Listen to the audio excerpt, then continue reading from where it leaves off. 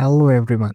In today's video, we will discuss how to add footnotes in Google Doc. Let's start the video. First, open your Google Doc. Here on top, you can see here insert option. Click on insert. Now drag down and you can see here page elements.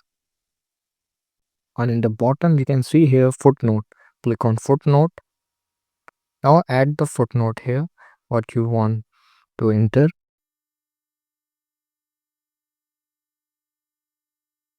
and press enter. Now your footnote is added on your Google Doc page. This is the basic feature to add footnotes in your Google document. I hope you find this video very useful.